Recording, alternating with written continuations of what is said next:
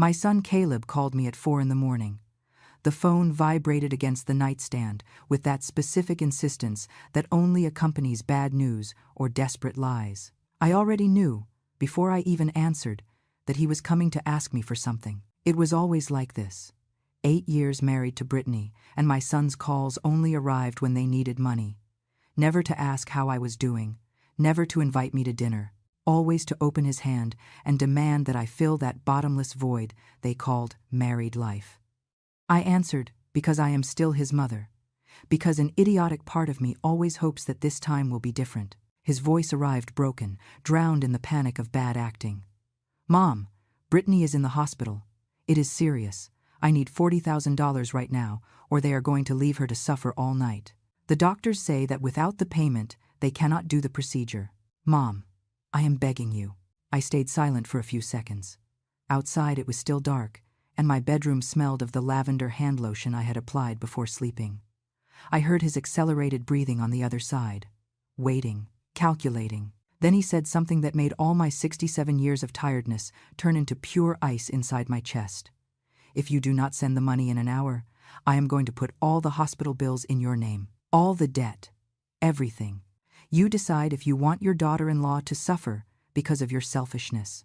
I told him with a calmness that even I did not recognize. "Call her precious mother." I hung up. I turned off the phone. I rearranged the pillow and closed my eyes.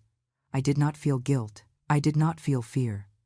I felt something I had not experienced in years. A boundary. Because this was not the first time, nor the second, nor the 10th. This was the most recent chapter of a story that began the day Caleb brought Brittany home and told me she was the woman of his life. I wanted to believe him. I wanted to be the understanding mother-in-law, the one who does not interfere, the one who accepts with a smile and a hug the woman her son chose. Brittany arrived in a cream-colored dress and shoes that cost more than my monthly rent. Perfect smile, flawless nails. She hugged me and said, "Mrs. Margaret, what an honor to meet the woman who raised such a wonderful man." I melted like all the idiotic mothers who want to believe their son chose well. But there was something in her eyes, something calculating, something cold beneath all that rehearsed sweetness. The wedding was 6 months later. I paid half because Caleb asked me with that little boy voice he used when he wanted something. "Mom, Brittany's family is very big. We need help. It is just this one time. I will pay you back." I put up $18,000 from my savings, money I had saved by cleaning houses for 20 years, money that was for my old age, for some emergency. To not be a burden, I never saw a cent back. When I asked months later, Caleb looked at me as if I were a heartless loan shark. "Mom, we are just starting out. We have expenses. Are you seriously going to charge me? You are my mother." And I shut up. Because that is how it worked. I gave. They took. And if I asked for something back, I was the bad guy. After that came the loan for the car. $8,000 because Brittany's car broke down and they needed a new one. Not used. New. Because Brittany could not be seen in a second-hand car. After that came the computer. After that, the furniture. After that, the anniversary trip to Cabo San Lucas that I financed while they uploaded photos to social media with drinks in hand and sunsets in the background. "Thank you to life for these blessings," Brittany wrote in the post. Not a single mention of me. And meanwhile, Catherine, Brittany's mother, the precious mother, bought them designer clothes, paid for dinners at expensive steakhouses, gave them money for their whims, and every time I said I could not give more, Caleb would throw the same poisoned phrase at me. "Brittany's mom actually knows what it means to support her daughter. You only know how to make excuses." I worked until I was 65. I cleaned offices. I babysat. I did other people's laundry, all to give Caleb an education, so he would not lack anything. And now he was comparing me to a woman who inherited her dead husband's money, who never worked a day in her life, who handed out $100 bills like someone handing out candy because she never knew what it cost to earn them. But I kept giving.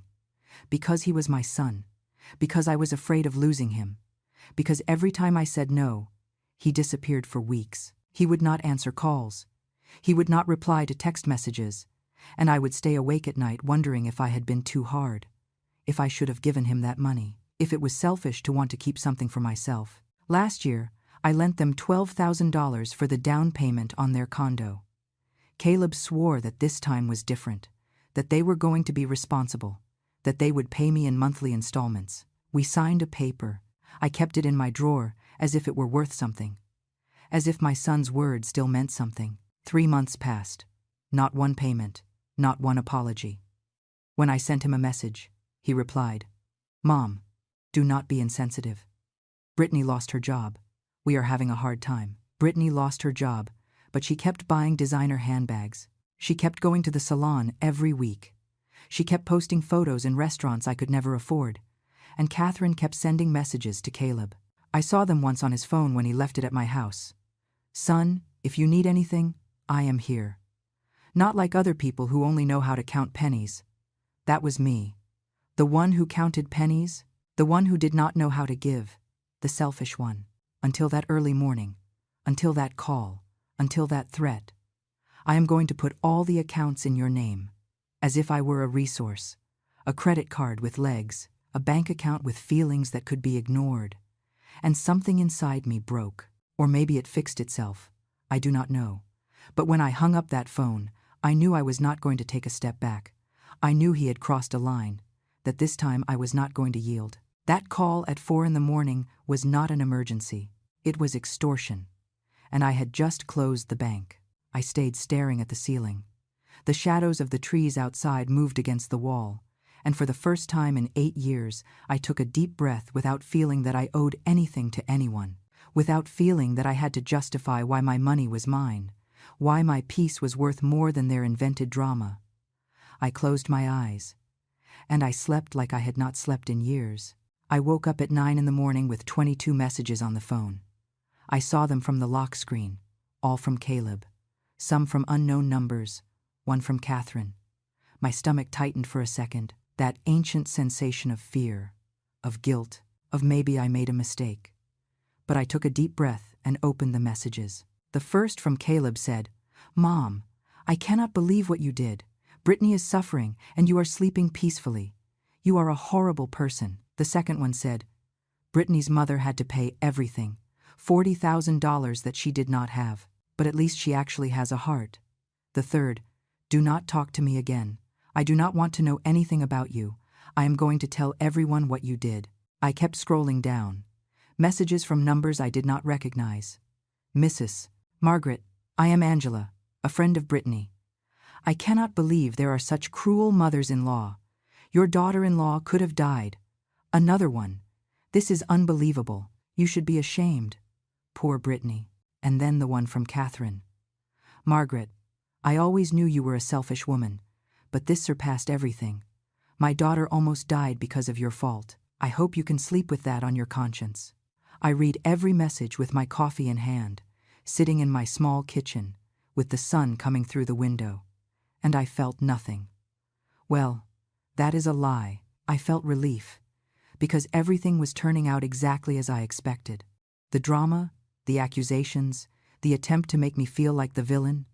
It was the same old script, only this time I was not going to act my part. I did not answer a single message. I drank my coffee, I ate my toast, I showered, I got dressed. I went out for a walk in the park like every Wednesday, and I let them scream into the void. The morning was cool. The birds were singing in the trees. There were children playing on the swings, young mothers pushing strollers, and me there, walking with my worn-out sneakers and my old sweatshirt, feeling freer than I had felt in years. But by 2 in the afternoon, the phone would not stop ringing. Now they were calls. Caleb, unknown numbers, Catherine again. I rejected them all, until a message arrived that made everything change. It was from a friend in the building. "Margaret, I do not know if you already saw it, but Brittany posted something about you on social media. It is going viral. You should see it." I opened the app. I do not use social media much, but I have an account. I searched for Brittany's profile, and there it was. A photo of her in a hospital bed, wearing a white gown, no makeup, a face of suffering perfectly rehearsed. The text said, "Last night I lived the worst experience of my life, a medical emergency that could have cost me everything. My desperate husband called his mother asking for help. $40,000 for the procedure that would save me. Do you know what she did? She hung up. She left me here suffering. Luckily, I have a mother who actually knows what unconditional love is. Thank you, Mom, for saving my life. There are people who do not deserve to be called family. It had 4,000 reactions, 2,000 comments. I read them, each one worse than the last. What a horrible mother-in-law. That lady has no soul. Poor girl. What a nightmare of a family. Envious mothers-in-law are the worst. Brittany, you deserve better. That selfish old woman should be in jail. Someone had even found my full name and put it in the comments. Margaret Davis, my profile picture, my email address, all public, all exposed. People started sending messages to my inbox. Insults, threats, death wishes. I hope when you are sick nobody helps you. Miserable old woman, I hope you suffer double. People like you do not deserve to have children. They should take away your pension. My hands were shaking. Not from fear, from rage, at the blatant lie, at the public manipulation, at the cheap theater designed to destroy me socially.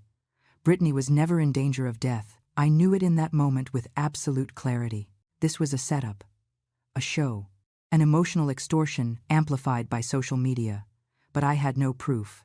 I only had my word against that of a woman crying in a hospital gown, and in the court of the internet, I was already condemned. I thought about defending myself, about writing my version, about telling the 8 years of financial abuse, the loans never returned, the constant manipulations. But I knew it would be useless. The people had already decided I was the villain, Brittany was the victim, and nothing I said would change that. I closed the app. I blocked Brittany. I blocked Caleb. I blocked Catherine. I blocked all the unknown numbers. I turned off notifications. And I poured myself a glass of wine at 3 in the afternoon because that day deserved it. I sat on my small balcony. I looked toward the street. I saw the neighbor from the 4th floor watering her plants, the man from the 1st floor washing his car. Normal life, simple life, while I was being crucified digitally by people who did not know me, by people who only saw one version, the version Brittany wanted them to see. But the universe had not finished with me. At 5 in the afternoon, the doorbell rang. I opened the door, and there was Catherine, with her pale pink dress, her designer sunglasses, her expensive perfume that arrived 3 yards before she did, her brand-name bag hanging from her arm like a trophy. She looked at me with disgust, with contempt, as if I were trash on the sidewalk. "I came to tell you in person what I think of you," she said with a sharp voice. "You are a disgrace of a mother, a disgrace of a human being. My daughter could have died last night and you sleeping like it was nothing. I had to take $40,000 from my savings account. $40,000, Margaret, money that was for my future. But I did it because I actually know what it is to be a mother. I actually know what it is to love." She made a dramatic pause, waiting for me to crumble, for me to ask for forgiveness, for me to beg. She continued, "And do not think this stays here. Everyone in the building already knows what you did. I already spoke with Mrs. Helen from the 5th floor, with the couple from the 2nd, with the doorman. Everyone is horrified. Nobody can believe that a woman so cold exists, so cruel, so heartless." I looked at her in silence. I let her finish her speech. I let her empty all her poison. And when she stayed quiet, expecting my reaction, my apology, my crying, I told her, "Catherine, I hope you recover your money, truly, because something tells me you are going to need it." I closed the door. I put on the chain lock, and I heard her scream from the other side. "This is not going to stay like this. Everyone is going to know what kind of person you are. You are going to regret it." I sat on the sofa. I finished my glass of wine, and I waited. Because I knew something they did not know. I knew that lies have short legs, that the theater has a limit, and that when one builds a trap for another, sometimes one falls into it oneself. It was only a matter of time. The clock struck 11 at night when my phone rang again. Unknown number. I ignored it. It rang again. Another number. Ignored. Third call. I answered because something in my stomach told me this was different. It was a young woman's voice. "Nervous, Mrs. Margaret Davis?" I tensed up. "Yes, that is me. This is Center City General Hospital. I am calling because your name appears as the emergency contact for Caleb Davis. We need you to come. There was an incident. My blood froze. What happened? Is he okay? The woman hesitated. Ma'am, it is better if you come. I cannot give you more information over the phone. She hung up. I stayed standing in the middle of the living room, with the phone in my hand, with 1,000 thoughts crossing my head. What if it was true? What if now something real had happened? What if my son was hurt and I had been ignoring calls all night? I got dressed in 2 minutes. I called a taxi. The way to the hospital was eternal. 20 minutes that felt like hours. I watched the empty streets through the window, the traffic lights changing color, the city asleep, and my head would not stop. Images of Caleb as a child, Caleb as a teenager, Caleb before Brittany, when he still hugged me, when he still said Mom with affection and not with demand. I arrived at the hospital. The automatic doors, the smell of disinfectant, the cold white lights of the hallway. I approached the front desk. I am here for Caleb Davis. They called me. The nurse checked the computer. She frowned. One moment. She made a call. Spoke in a low voice. Hung up. Someone is going to come speak with you. Please, wait there. She pointed to some green plastic chairs. I sat down. There were 3 other people waiting. An older man with his head in his hands. A young woman crying in silence. A guy in work coveralls sleeping uncomfortably across 2 chairs. 10 minutes passed. 15. 20. Me twisting my purse between my hands, preparing myself for the worst. Then he arrived. Not a nurse, not a doctor, a police officer. Full uniform, shiny badge, serious expression, Missus.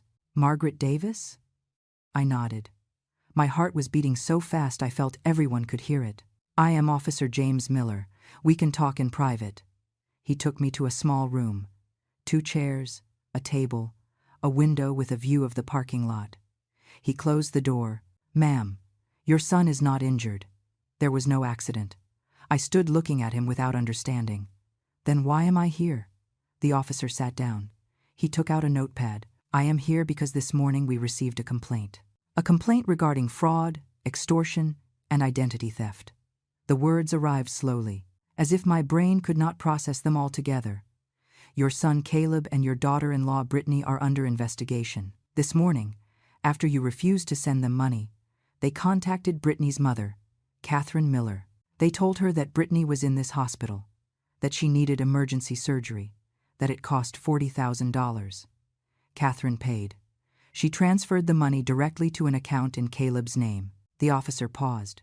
He looked at me. The problem is that Brittany was never in this hospital. There was never any emergency. There was never any surgery. Everything was invented. I felt the floor move beneath me, but I saw the photo, Brittany in the hospital bed, with the gown on.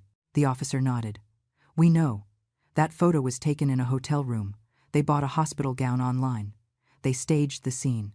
They uploaded it to social media to make the story more credible. I could not breathe. Catherine called the hospital this afternoon to ask about her daughter's condition, to see if she could visit her. Here they told her there was no patient with that name, that she had never been admitted. Catherine insisted. She said she had paid $40,000 for a surgery. The hospital contacted administration. Administration called the police. And here we are. I covered my face with my hands. 8 years suspecting. 8 years feeling that something was not right. And now the confirmation. There is more, said the officer. He opened his notebook. When we started investigating, we found a pattern. Your son and your daughter-in-law have done this before. 3 times in the last 2 years, always the same story. Brittany with a medical emergency. Always asking relatives for money. Twice from Brittany's mother, once from an aunt, another time from a cousin. I felt nausea. In total, they have scammed approximately $120,000. And here comes what involves you directly. The officer looked at me with something that looked like compassion. We found that your son opened 2 credit cards in your name, without your consent, using copies of your identification. One card has a debt of $18,000, the other $23,000. Both are about to go to collections. Illegally, you appear as the responsible party. The world stopped. $41,000. In my name, without me knowing. That is identity theft. I said with a broken voice. Exactly. It is a federal crime, and we have proof. Invoices, online purchases, trips, restaurants, everything charged to those cards. Everything while you probably did not even know they existed. I struggled to process my own son, my blood, stealing from me, burying me in debt, destroying my name, my credit, my future. And Brittany? I asked. The officer sighed. Brittany is the one who planned everything. We have text messages between her and Caleb, conversations where she tells him exactly what to say, how to manipulate, who to ask. We found a document on their computer, a list with names of family and friends, how much money each one has, how easy it would be to convince them. Your name was there, with a note that said, "Guilty old woman, easy to manipulate, has savings." The tears burned me, but I did not let them out, not in front of him. There was a plan, continued the officer. They were going to gather enough money and disappear, move to another country, leave all the debts behind, leave the families dealing with the banks, with the debt collectors, with the lawsuits. They had plane tickets purchased for the day after tomorrow. Destination Costa Rica, Costa Rica. They were going to flee, leave me with $41,000 of debt, destroy my credit, ruin my last years of life, and disappear as if it were nothing. This morning, after Catherine filed the complaint, we obtained a warrant to review their bank accounts, to freeze their assets, and to detain them if they tried to leave the country. At this moment, your son and your daughter-in-law are being interrogated at the central station. They are going to be formally charged with fraud, extortion, identity theft, and conspiracy. The officer closed his notebook. I need you to come tomorrow to the station to give your statement, to sign documents, to press formal charges for the identity theft. We also need you to bring any document you have, receipts, messages, emails, anything that demonstrates the pattern of financial abuse. I nodded without being able to speak. Mrs. Davis, are you okay? Do you need me to call someone? I shook my head. I am fine. I just need a moment. The officer stood up. He gave me his card. I am very sorry you are going through this, but you did the right thing by not sending them that money. If you had given in, you would now be in a much worse situation, and they would already be out of the country. He left the room.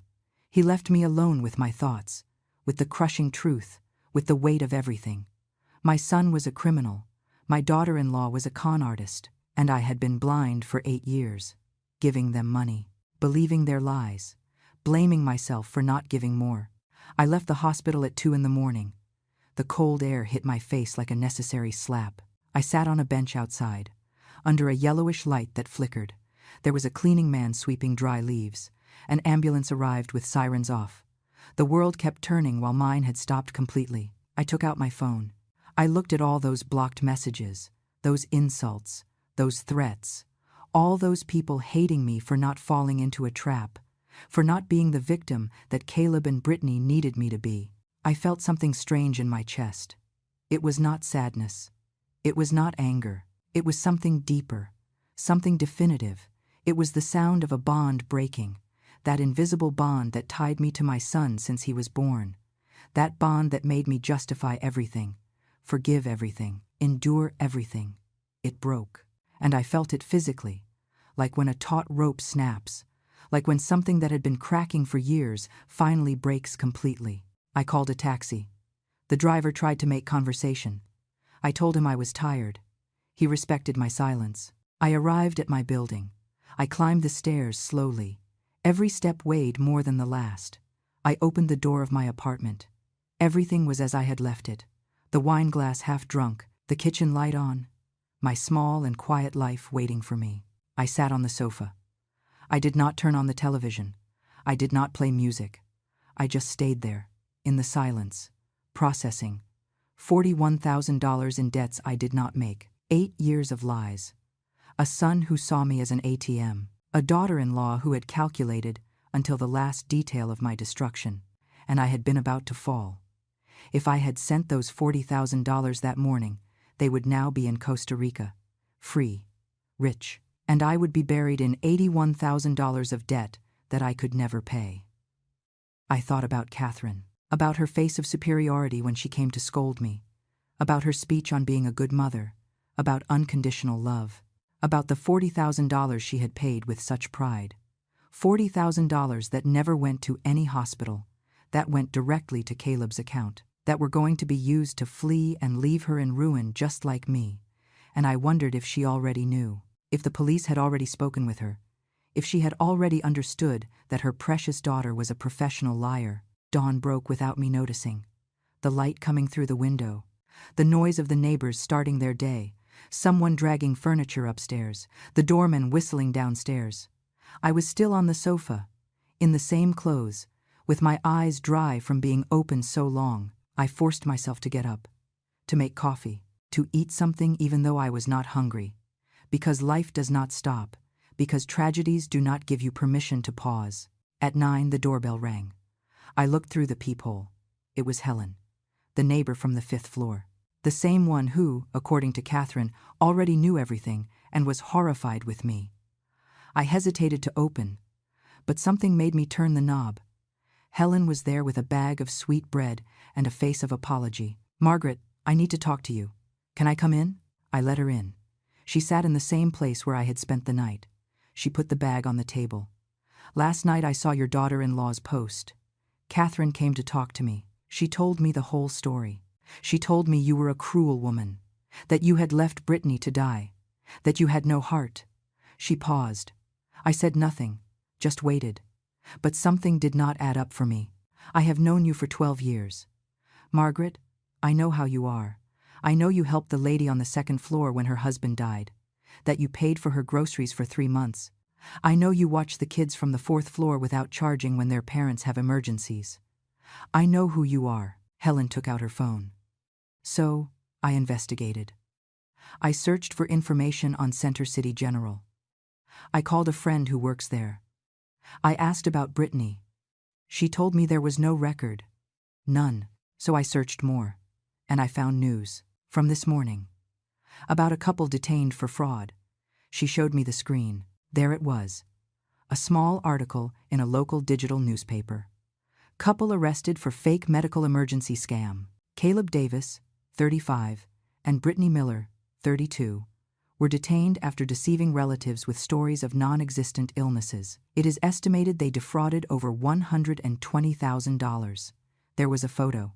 Caleb and Brittany, with their hands cuffed, getting into a patrol car. The faces I knew so well now looking different. Guilty, caught, destroyed. Helen put away her phone. "Margaret, I came to apologize for having listened to Catherine, for having doubted you even for a second. And I came to tell you that I already spoke with other neighbors. They already know the truth. They already saw the news. Nobody blames you. Everyone is shocked." I thanked her, with a broken voice, with tears that finally could come out. Helen hugged me. "You are going to be okay. This is horrible right now, but you are going to be okay." She left after forcing me to eat a pastry, to promise her that I would call if I needed anything, and I stayed there with the digital newspaper open on my phone. Reading the full article, authorities informed that the accused planned to flee the country after obtaining fraudulent funds from close relatives. Plane tickets and documents were found evidencing a pattern of criminal behavior of at least 2 years. It was also discovered that Caleb Davis committed identity theft against his own mother, opening lines of credit without consent and accumulating more than $40,000 in debts in her name. There it was, my name unmentioned, but my story exposed. My pain turned into news. My family destroyed in 3 paragraphs. I kept reading. Catherine Miller, mother of Brittany, was the first to file the complaint after discovering that her daughter's medical emergency was false. Miller declared having handed over $40,000 under the belief that her daughter was in danger of death. The district attorney is evaluating presenting additional charges for use of social media to commit fraud. I searched on social media. Brittany's post had been deleted. Her account was deactivated, but the comments lived in screenshots, in publications of other users. The people who had insulted me were now writing different things. I cannot believe they fooled us all. What horrible people. The mother-in-law was right. Poor lady, imagine what she went through. Some asked for apologies directly. "Mrs. Margaret, if you read this, I am very sorry. I commented horrible things without knowing the truth. Others doubled their rage, but now directed at Caleb and Brittany. They should rot in jail. Scamming your own mother is the lowest. That couple is trash. The pendulum had changed direction. Now I was the victim, the heroine, the one who saved herself from the trap by instinct, by boundaries, by saying no. But I did not feel like a heroine. I felt empty, because one thing is to suspect they are using you. Another very different thing is to have the confirmation. It is knowing with documents and proofs and newspaper articles that your son stole from you, that he planned to destroy you, that he had a list with your name and the note easy to manipulate next to it, that he was going to leave you in ruin and flee to another country without looking back. The phone rang. Officer James Miller's number. I answered. Mrs. Davis, good morning. Calling to confirm your appointment today at 2 in the afternoon at the station. Also to inform you that the DA already reviewed the case. They are going to proceed with all charges. Your son and your daughter-in-law will remain detained until the bail hearing. That will be in approximately 72 hours. I thanked him.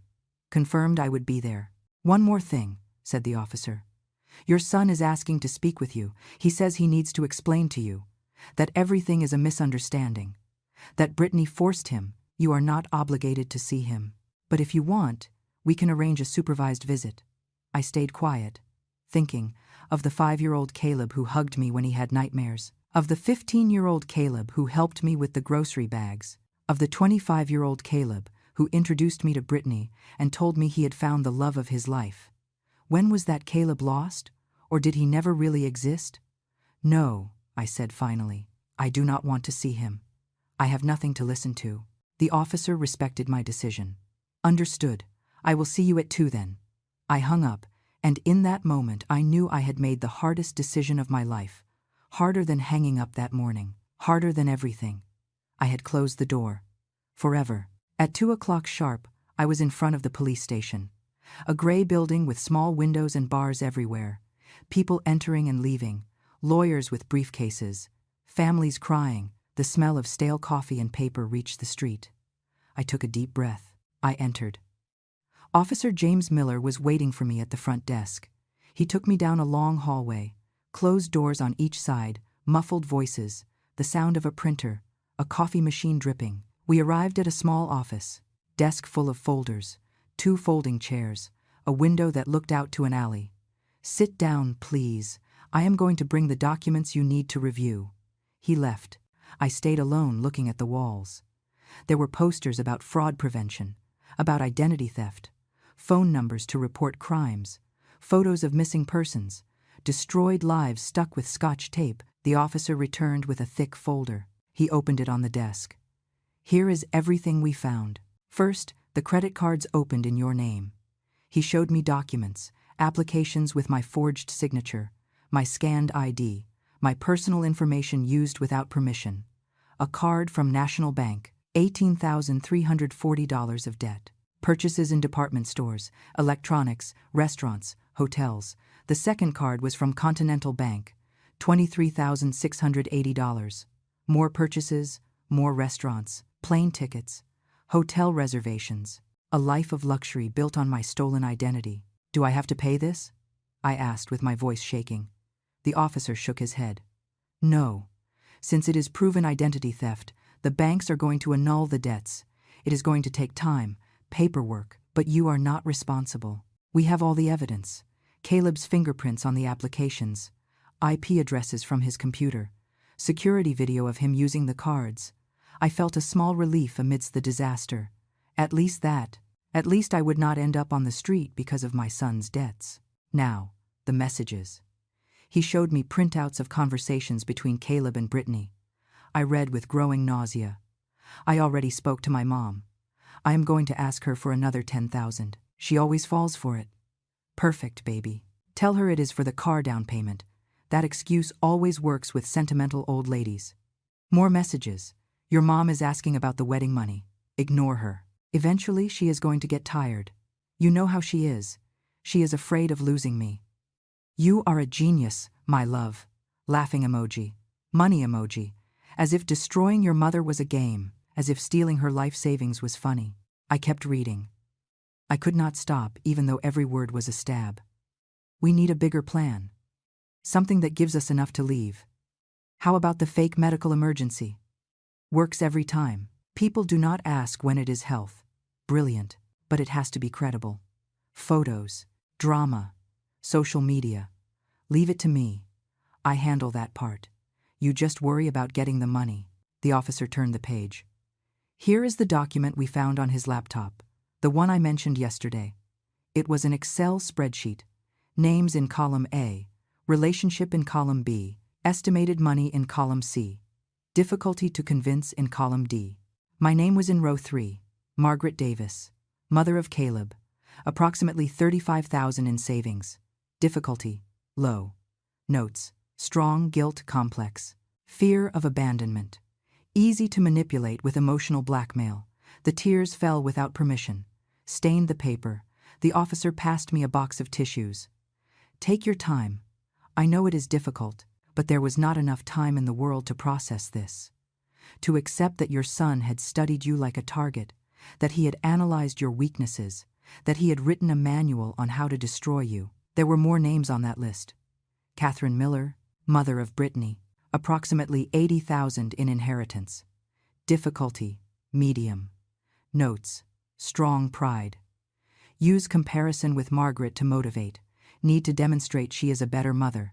There was the whole game, pitting us against each other, making us compete, using our maternal love as a weapon against ourselves.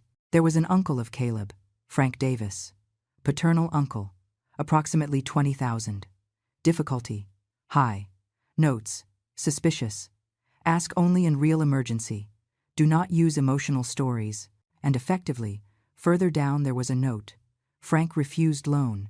Do not contact again. At least someone had been smarter than me. There were cousins, friends of the family, even an old neighbor who once had lent Caleb $500. Manuel Torres. Neighbor. 500 lent. Never paid. Avoid contact. A list of victims.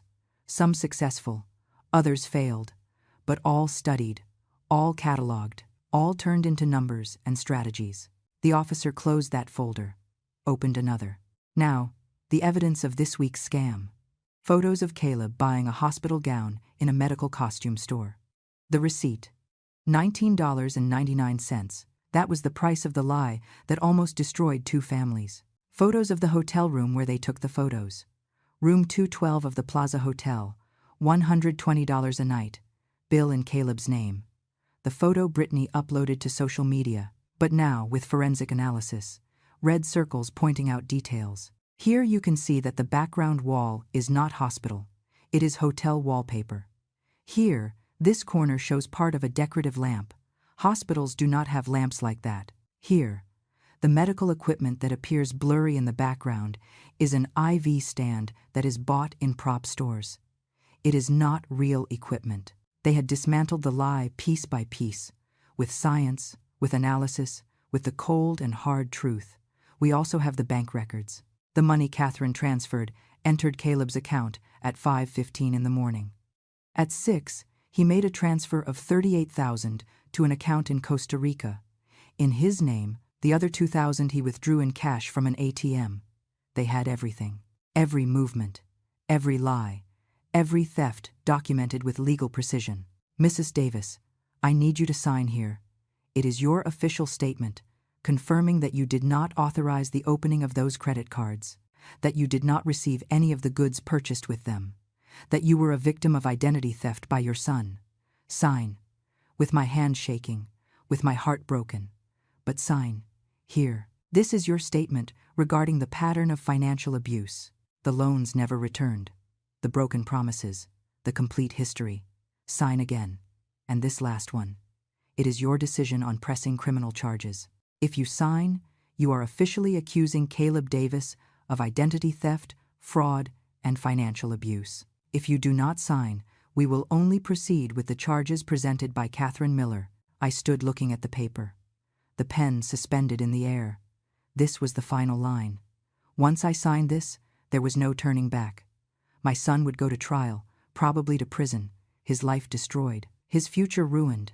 I thought about everything, of the 8 years of lies, of the sleepless nights wondering if I was a bad mother for not giving more, of the emptied savings, of the Excel table with my name and the word easy next to it, of the $41,000 of debt that almost buried me, of the plan to flee to Costa Rica leaving me in ruins, of the note guilty old woman that Brittany had written about me. I signed. The officer gathered the papers, put them in the folder. It is done. The charges have been officially presented. The preliminary hearing is on Friday. You can attend if you want. It is not mandatory. I nodded. I did not know if I wanted to be there. See Caleb in handcuffs, listen to his version, his excuses, his attempt to blame Brittany for everything. Can I ask you something? I said. The officer nodded. Did Caleb really say that Brittany forced him? That he did not want to do this? The officer sighed. Yes, that is his defense. He says Brittany manipulated him. That he is a victim too. That she threatened to leave him if he did not get money. That everything was her idea. I laughed. A bitter laugh. Dry. And do you believe him? The officer shook his head. The messages show something else. They show complete complicity. They show that he enjoyed the game, that he celebrated every time they got money. No, ma'am. Your son is as guilty as your daughter-in-law. Maybe she was the brain, but he was the willing executor. He used his relationship with you, his access to your information, his knowledge of your weaknesses. Brittany could not have done any of this without him. That was what I needed to hear. Not to feel better, but to confirm what I already knew. Caleb was not a victim. He was an accomplice, a partner, a criminal who chose to rob his own mother. I left the station 2 hours later, with copies of all the documents, with case numbers, with dates of hearings, with the confirmation that the debts would be annulled, but also with something heavier, with the signature that sent my son to face real justice. The sun was going down, the sky orange and pink, the city preparing for the night. I walked to the bus stop. I sat on the cold metal bench, and for the first time in days, I cried for real, not with rage, not with helplessness, but with pure and simple mother's pain. Because you can do the right thing and still feel like everything is breaking inside you. The bus arrived 20 minutes later. I got on, paid, sat next to the window. A woman with 2 small children sat next to me. The children fought over a toy. She separated them with tiredness in her voice. If you don't calm down, I am going to leave you here. Empty threat. Love disguised as scolding. I had done that same thing with Caleb, thousands of times. Now those children seemed from another planet. From a reality where mothers threaten but never follow through. Where children obey eventually. Where love does not turn into a weapon. I got off at my stop. Walked the 3 blocks to my building. The doorman greeted me. Mr. Michael. He worked there since before I arrived. Mrs. Davis, good to see you. How are you? I said fine. Automatic lie. He nodded without believing but without pressing. I climbed the stairs slowly, 1st floor, 2nd, 3rd. My legs weighed tons. I arrived at my door, put the key in, turned, and there it was again. My small apartment, my refuge, my cell. I did not know which of the 2 things it was. I poured water, sat down, looked at the phone. I had new messages. One from Helen. How did it go? Let me know if you need anything. Another from a distant cousin who hadn't spoken to me in years. Margaret, I just found out about Caleb. How awful. I am here if you need me. Automatic answers. People being kind because tragedy demands kindness. But nobody really understood. Nobody could understand what it feels like when you discover that your son studied you as if you were a research project. The phone rang. Unknown number. I hesitated. Answered. Mrs. Margaret Davis? Woman's voice. Formal. Yes, this is Patricia Morales. I am a reporter for the National Daily. We are covering the fraud case involving your son Caleb Davis and your daughter-in-law Brittany Miller. We would like to interview you, tell your version of events, give you a voice. My blood froze. I have nothing to say. Ma'am, I understand it is difficult, but your story can help other people. There are many mothers being manipulated by their children, many families living this in silence. You can make a difference. I squeezed the phone. My life is not content for your newspaper. My pain is not a story of public interest. I am not going to talk to you or to anyone. Leave me alone. I hung up. My hands were shaking. I blocked the number. But 5 minutes later it rang again. Another number. Another reporter. "Good morning, Mrs. Davis. I am from Channel 7 News." I hung up before she finished the sentence. Blocked. Rang again. And again. And again. I turned off the phone, threw it on the sofa, locked myself in my room, lay down looking at the ceiling, listening to the beating of my heart. Each one seemed to say, "Guilty. Guilty. Guilty." Although I knew I was not. Although the documents proved it. Although the police confirmed it. A part of me kept asking, at what moment did I lose him? When did Caleb go from being my boy to being this? Was it when I overprotected him? Was it when I gave him everything without teaching him the value of work? Was it when I divorced his father and he grew up without a father figure? Was it my fault in the end? I fell asleep without meaning to. When I woke up, it was already night, the room dark, heavy silence. I turned on the light, got up, went to the kitchen, opened the refrigerator. There was little. Expired yogurt, half a tomato, 2 eggs. I closed the door. I was not hungry anyway. I poured myself a glass of water, sat at the table, and that was when I saw it. A white envelope under the door. Someone had slid it while I slept. I picked it up. It had no name, no sender, only my name written by hand with black marker. Margaret. I opened it slowly. A letter. Cursive handwriting. I recognized the writing immediately. It was from Catherine. "Margaret, I know you do not want to talk to me, and I understand. I came to your door 2 days ago like an idiot, full of rage, full of accusations, believing every lie my daughter sold me. I kept reading. I have no excuses. I should have listened to you. I should have investigated. I should have seen the signs, but I was blind. Blind with pride. Blind with that stupid desire to be the best mother, the most generous, the most loved. And Brittany used that against me. Just like Caleb used your kindness against you." The handwriting became more irregular, as if she were crying while writing. "I lost $40,000, money my husband left for my old age, money that was for real emergencies, and I threw it in the trash believing I was saving my daughter. But the worst is not the money, Margaret.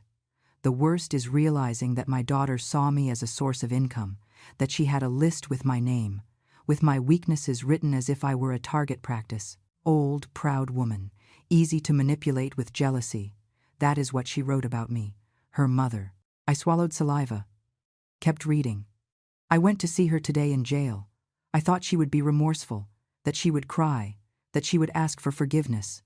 But no, she arrived calm, annoyed, as if I had ruined her plans. The first thing she told me was, 'Mom, I need a lawyer, a good one. It is going to cost you about $50,000, but you can ask Uncle Frank to lend it to you.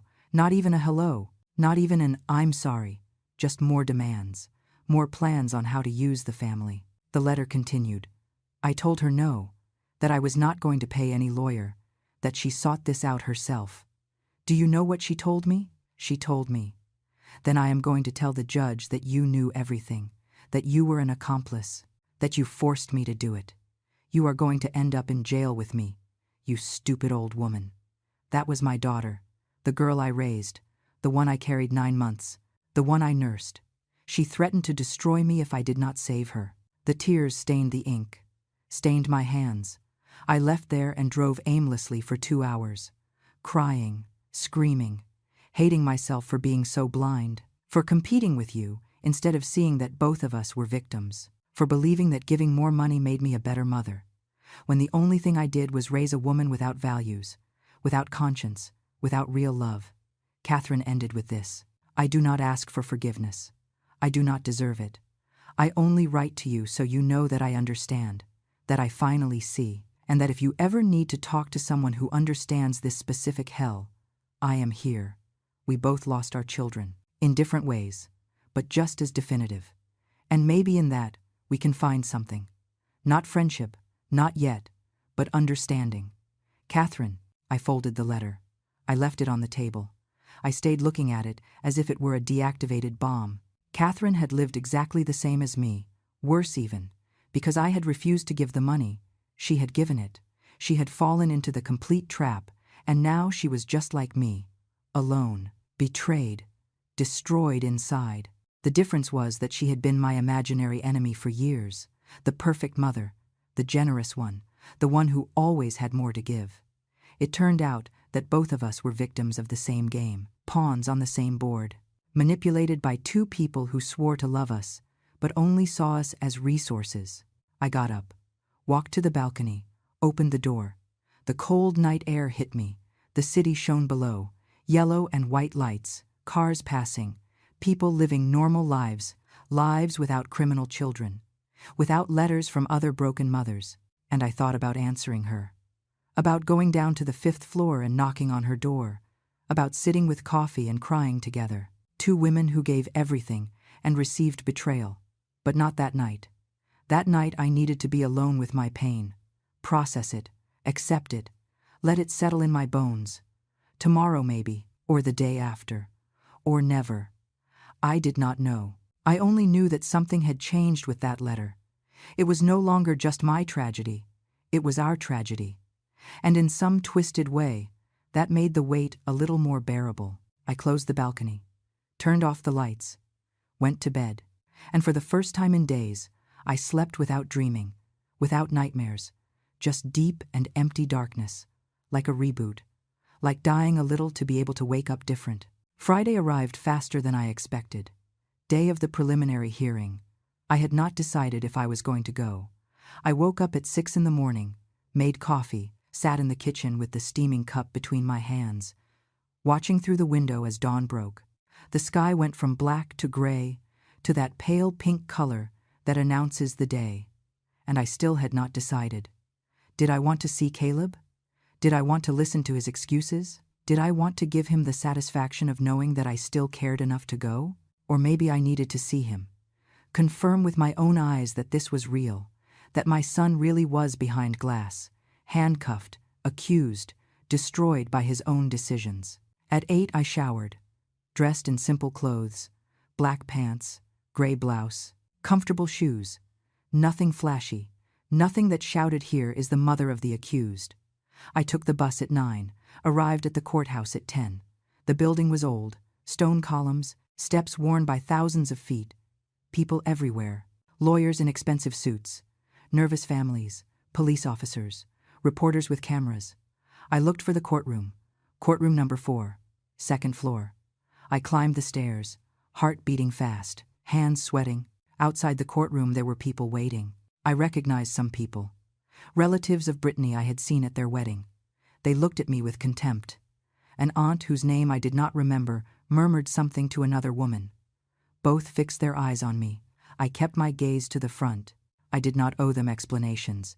I did not owe them anything. And then I saw her, Catherine, sitting on a bench at the end of the hallway, alone, in a black dress, without jewelry, without makeup. She looked 10 years older than the last time I saw her. Our gazes met. For a second I thought she would look away, that she would pretend not to see me. But no, she stood up, walked toward me, slowly, as if every step cost her. She stopped 3 feet away. "You came," she said with a low voice. I nodded. "You too." Uncomfortable silence. "Did you receive my letter?" "Yes." More silence. She did not expect an answer. "I just wanted you to know." I swallowed saliva. "Thank you for writing it." I did not know what to say. "I still don't know." Catherine nodded. "I understand. I don't know what to say either. What to do? How to process all this?" She touched her necklace. Nervous gesture. "I never thought we would end up here. The two of us, waiting to see our children be judged as criminals." The word fell heavy between us. Criminals. That is what they were now. The doors of the courtroom opened. A bailiff shouted, "Case number 743, State versus Caleb Davis and Brittany Miller.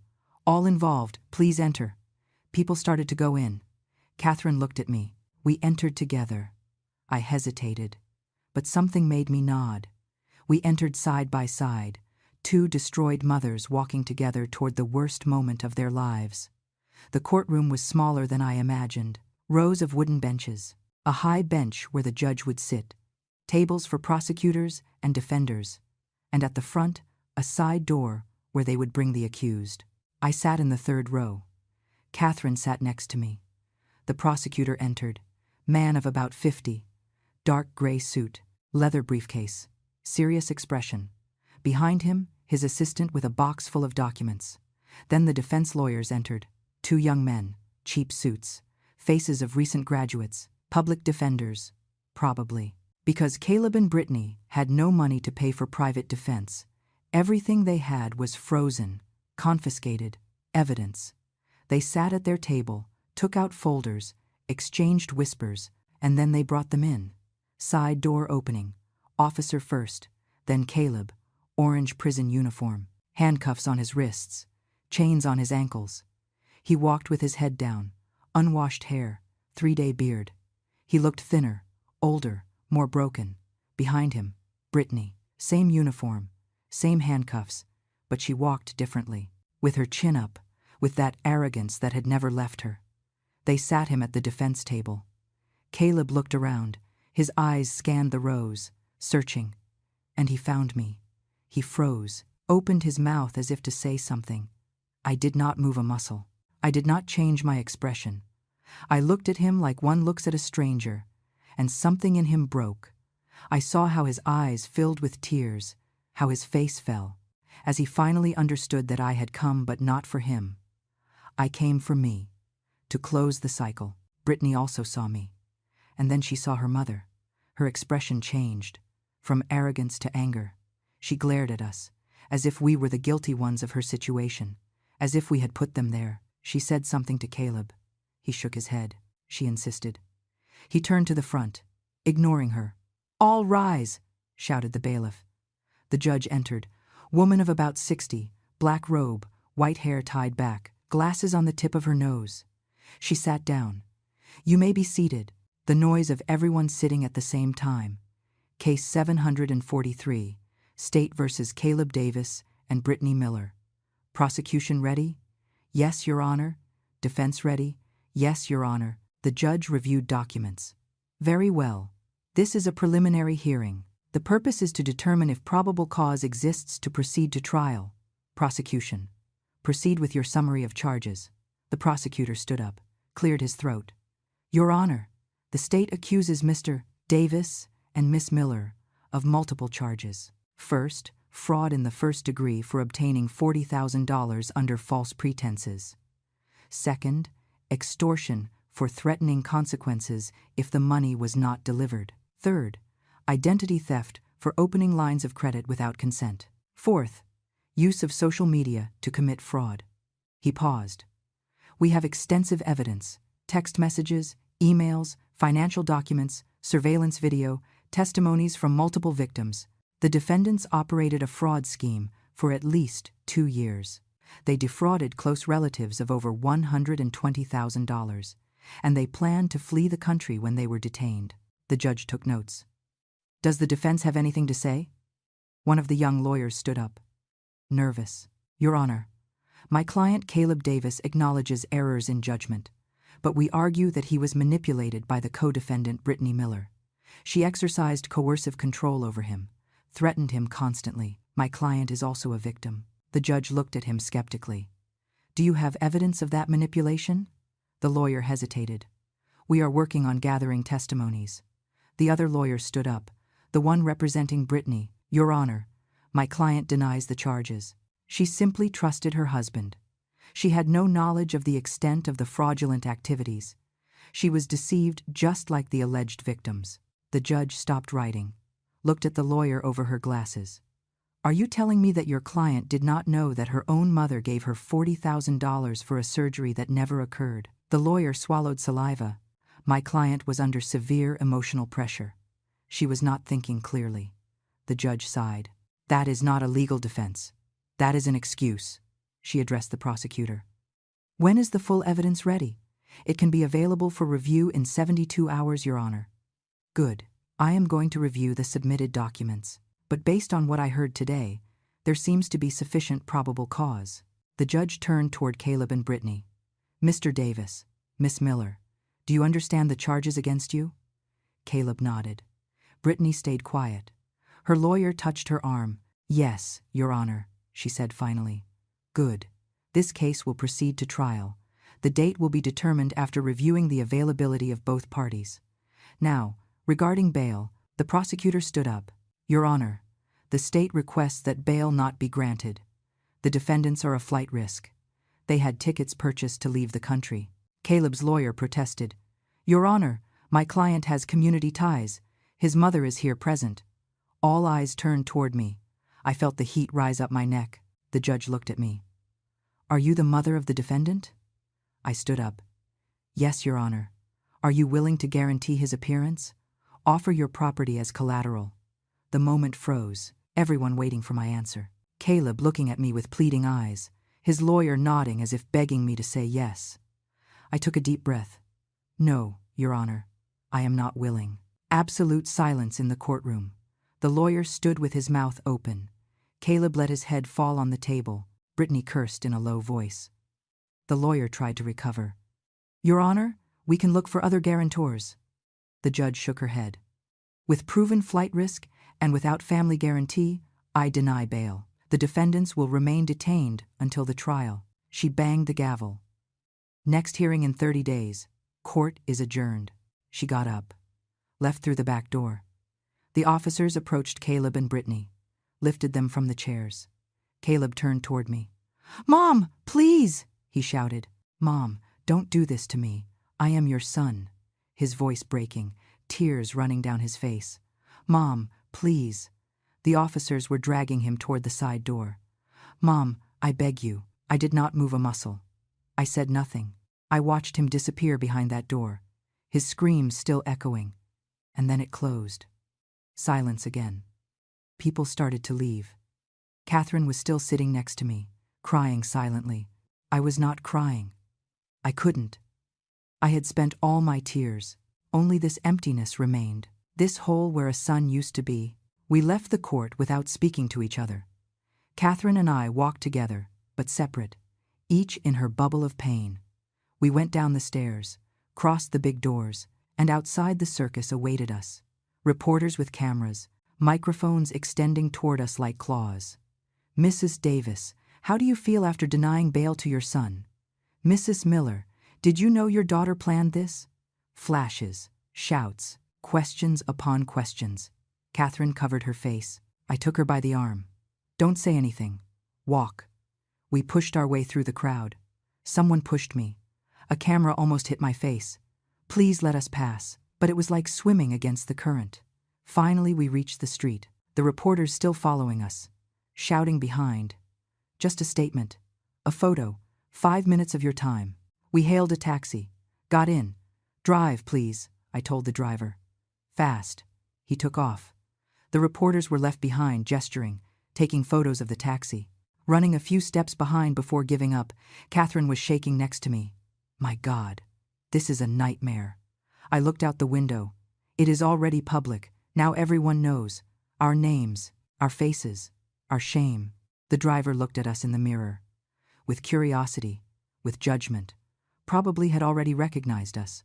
Probably tomorrow he would tell his family that he had the mothers of the scammers in his taxi, that we looked destroyed, that one of them was shaking. We became an anecdote, a story to tell. In that moment, something inside me surrendered.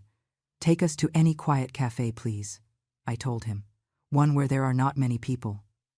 The driver nodded, drove 10 minutes, parked in front of a small place, with foggy windows, old letters painted on the glass.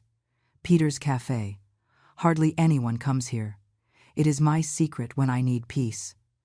I paid him double what the meter showed. Thank you. Have a good day, ladies.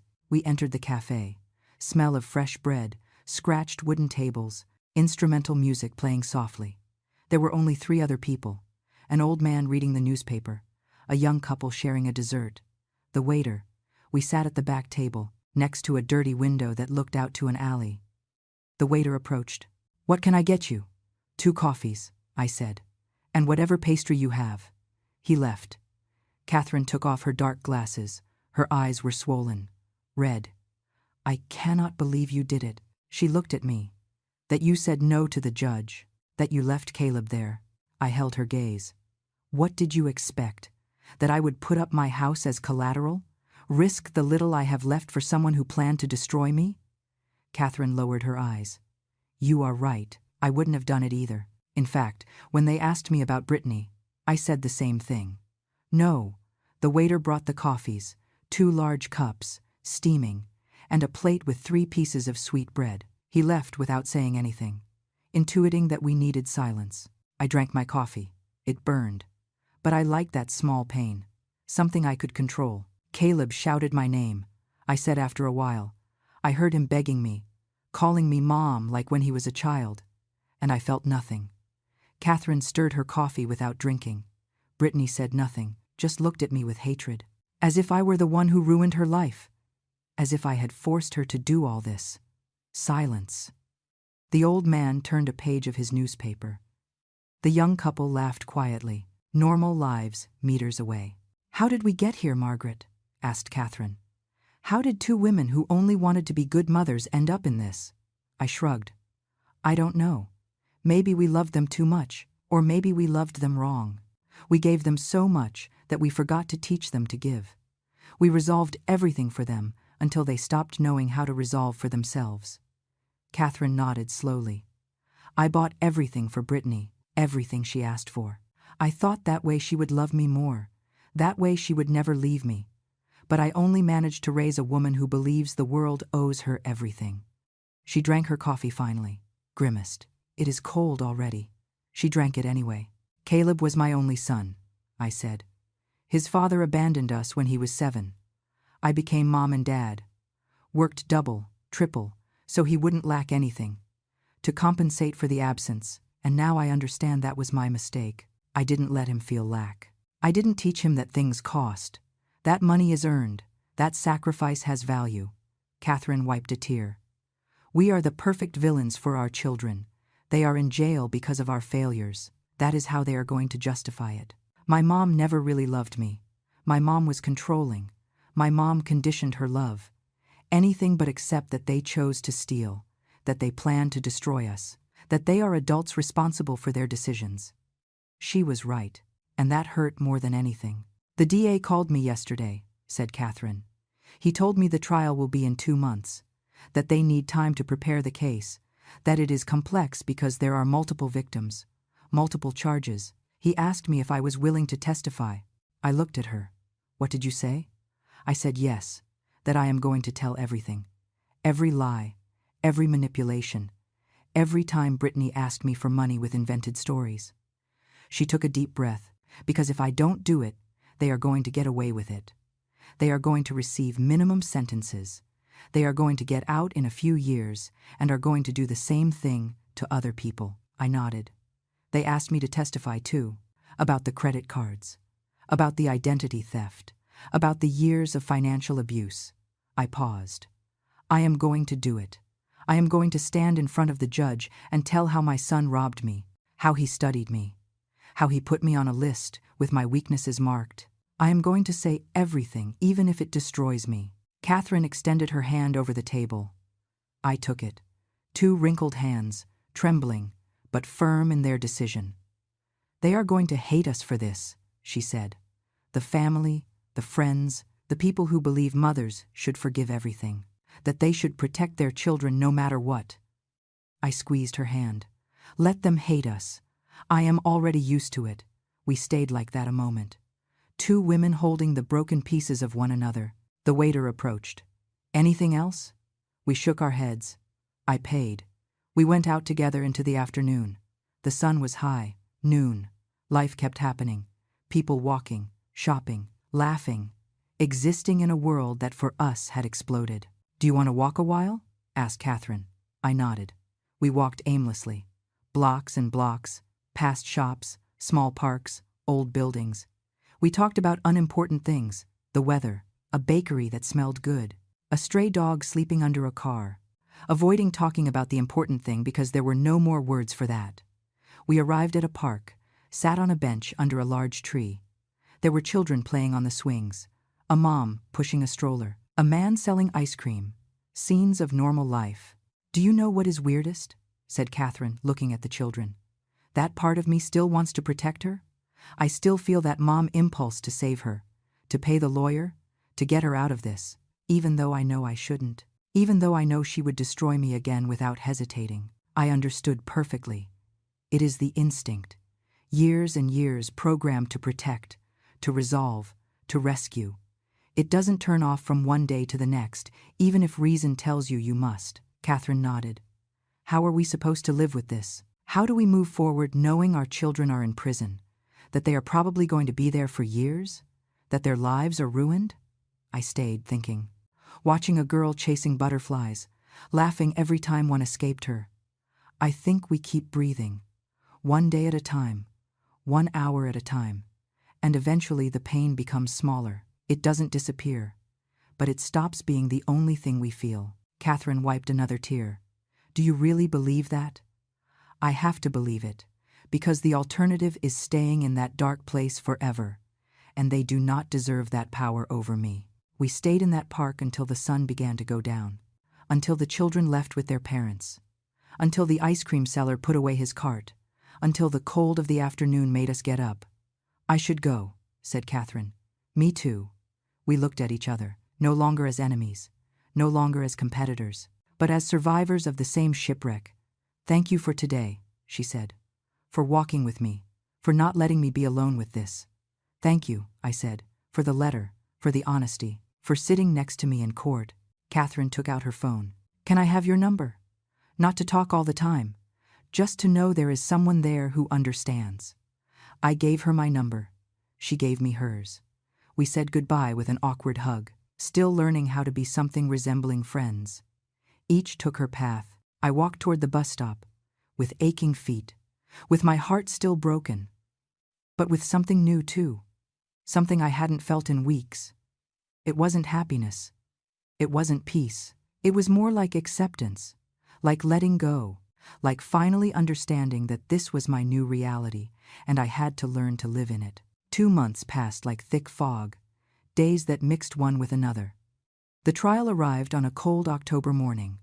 I had prepared mentally for weeks, rehearsing my testimony in front of the mirror, writing and deleting, crying in the shower where nobody saw me. Catherine and I had texted a few times, nothing deep, just how are you? And I'm still here. Simple words for complicated pains. On the day of the trial, I arrived early. Same courtroom, same wooden bench.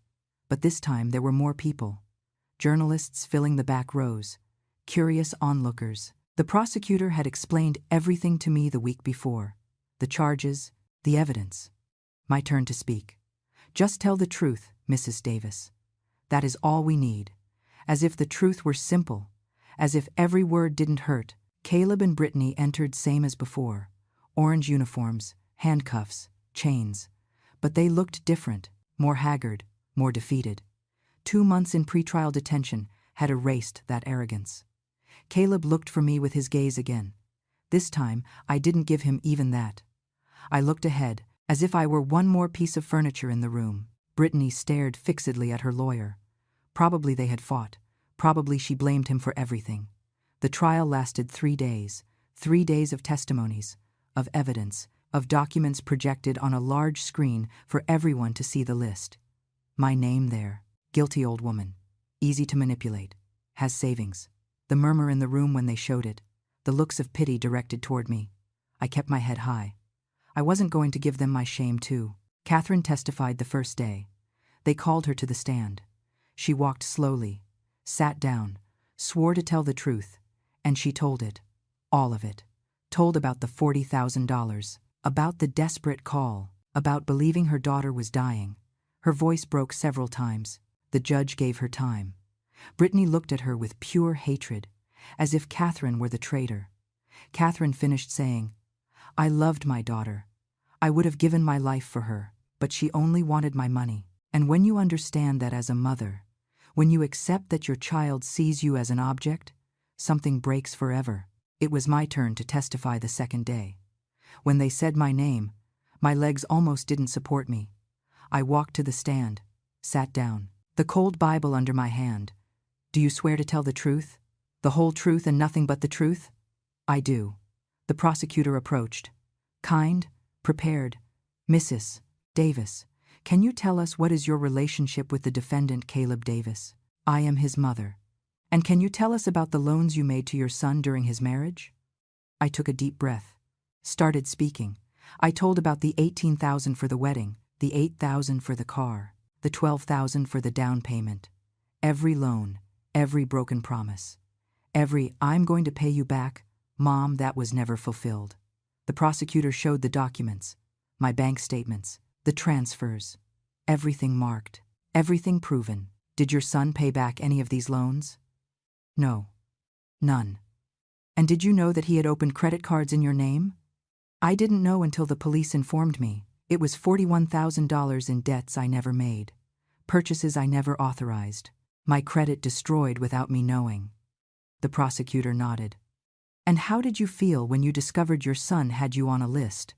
That he had written your weaknesses to manipulate you better? The tears arrived without permission. I felt like an object, like something that is studied and used. Not like his mother, not like a person. The defense lawyer had his turn. Tried to make me look like the cruel mother. Isn't it true that you abandoned your son emotionally after your divorce? It is not true. Isn't it true that you conditioned your love on the money he asked you for? It is not true. I gave everything I had because I loved him. Not because I wanted to control him, the lawyer insisted. But I didn't yield. Every question I answered with the truth, without embellishments, without excuses. When I stepped down from the stand, my legs were shaking. I sat down. Catherine squeezed my hand. The rest of the testimonies passed in a blur. Financial experts. Officer James Miller explaining the investigation. The secondary victims. A cousin who had lost $6,000. An aunt who lent $4,000. All with the same story. Promises. Invented emergencies. Money never returned. The third day was closing arguments. The prosecutor was direct. These two people operated a systematic fraud scheme. They studied their victims, manipulated them, destroyed them. It wasn't a mistake. It was a plan that lasted years, a plan that would have continued if we hadn't stopped them. The state asks for the maximum sentence, not just for justice for the victims, but to send the message that this type of crime will not be tolerated. That family is not an excuse for abuse. Caleb's lawyer tried the manipulation angle. My client is the victim of a controlling woman. Brittany Miller wrapped him in this. He only wanted to please her, maintain his marriage. Yes, he made mistakes, grave mistakes. But he is not a criminal at heart. He is a weak man who made terrible decisions for love. I felt like screaming. Caleb wasn't weak. He was an accomplice. He was calculating. He was just as guilty. Brittany's lawyer tried something different. My client suffers from emotional dependence, was raised in an environment where money equaled love, learned destructive patterns. She is not a criminal. She is a sick woman who needs treatment, not prison. Catherine gritted her teeth next to me. I just shook my head. Excuses, justifications, anything but accept the truth. The jury retired to deliberate. They took 6 hours. 6 hours of waiting in that cold room, of drinking bad machine coffee, of walking in circles in the hallway, of messages from Helen asking what was happening. Finally, they returned. We all went back to the courtroom. The jury entered. Serious faces, impossible to read. Has the jury reached a verdict? Asked the judge. Yes, Your Honor. The jury foreman stood up, paper trembling in his hands. In the case of the state versus Caleb Davis, on the charge of fraud in the first degree, we find the defendant guilty. On the charge of extortion, guilty. On the charge of identity theft, guilty. On the charge of conspiracy, guilty. Every word fell like a hammer. Caleb let his head fall on the table, his shoulders shaking. In the case of the state versus Brittany Miller, on the charge of fraud in the first degree, we find the defendant guilty. On the charge of extortion, guilty. On the charge of conspiracy, guilty. On the charge of use of electronic means to defraud, guilty. Brittany screamed. This is unfair. You don't understand anything. The judge banged the gavel. Order in the court. The officers held Brittany. She kept screaming, cursing, blaming everyone but herself. The judge waited for her to calm down. Sentencing will be in 2 weeks. Until then, the defendants will remain detained. She banged the gavel again. Court is adjourned. And so it ended. 3 days of trial summarized in a repeated word. Guilty, guilty, guilty. I left that court with Catherine, this time without reporters, without cameras. We were no longer news. We were just two women who had survived. "It's over," said Catherine in the street. It ended. I nodded. Yes, it ended. We hugged. A real hug this time, of relief, of shared pain, of having arrived together at the end. "What are you going to do now?" she asked me. I shrugged. "Live. Try to live without this hanging over me." 2 weeks later was the sentencing. I didn't go. I didn't need to be there. Catherine didn't go either. They sent us a message from the DA. Caleb received 8 years. Brittany received 10 for being considered the leader of the scheme. 8 years. 10 years. Numbers that meant nothing and meant everything. My son would spend the next 8 years in prison. He would get out at 43. A whole life lost to greed. I moved 3 months after the trial, sold my condo. That place had too many ghosts, too many memories of late-night calls, of lies, of being studied like a project. I bought something smaller, in another city, 2 hours south, near the ocean. A quiet town where nobody knew me, where I could be just Margaret. Not the mother of the scammer, just Margaret. Catherine helped me with the move. We had become something resembling friends, not the friends who call every day, but the ones who understand. The ones who can sit together in silence, and that silence isn't awkward. She also moved to a smaller apartment, donated most of Brittany's things, expensive clothes, designer shoes, all to charity. "I don't want anything that reminds me of her," she told me. I understood perfectly. My new life is simple. I wake up with the sun. I walk on the beach every morning. I read books I had put off for years. I took painting classes even though I have no talent. I became friends with my neighbors without telling them my story. For them, I am just the quiet lady from apartment 3 who always says hello. And I like that freedom, of being nobody special, of not carrying my tragedy as a badge. Sometimes I think about Caleb, about how he is in prison. If he finally understood, if he regrets for real, or only the fact of getting caught. I haven't written to him. He sent me 3 letters, all unopened. I keep them in a box in the closet. Maybe one day I'll read them. Maybe not. For now, I'm not ready. Maybe I never will be. And I've learned that's okay, that I don't have to forgive to heal, that I can move forward with the pain still there, smaller every day, but there. Catherine comes to visit me once a month. We sit on my balcony. We drink wine. We look at the ocean. We talk about everything except them, about our new neighbors, about the classes we take, about the life we are building from the ashes. And in those moments, I feel something resembling peace. Not complete peace, not perfect happiness, but the feeling that I am going to be okay, that the worst has passed, that I survived. Yesterday was my birthday, 68 years. Catherine brought me a small cake.